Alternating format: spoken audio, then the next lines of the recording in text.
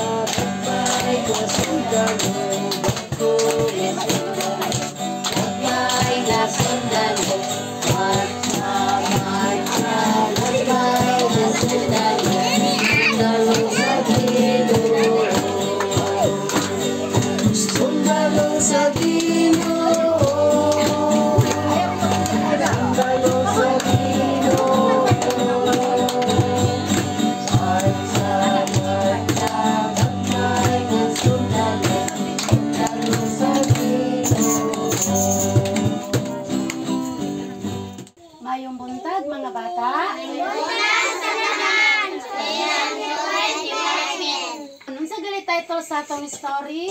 Jesus and the miraculous catch of fish.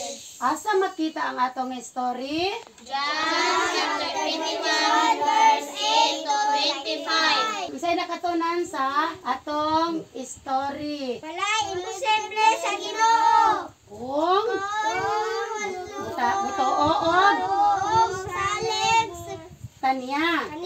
Ang atong memory verse John chapter 14 verse 6. Jesus mituba ako adalan ang kabaturan o ang kinabuhi. very good. Sila di ay ang mga bata sa Sitio Kituba, Grace Gospel Church of Christ. Daghang salamat. Unang puso sa Ginoo, iyang katingunan, ang pamangan pa ng aming kabinan. Ang ganang niluwasi o sahod sa kalamitan, o Kristo basahon ang paraan. Unang tanaan basahon, unang tanaan basahon, unang tanaan basahon, unang tanaan basahon ko ako. Kailangan ko nga Ginoo, ang iyang kadanan ang makita ka. Ang kadang niluwasi o sahon sa kalangitan, sa iyang panagkakilang sa kalan. Panagkatigo, sa iyang panagkatigo sa kanang nabalaan. Sa iyang panagkatigo, sa mga linuwas dito sa langit. Sa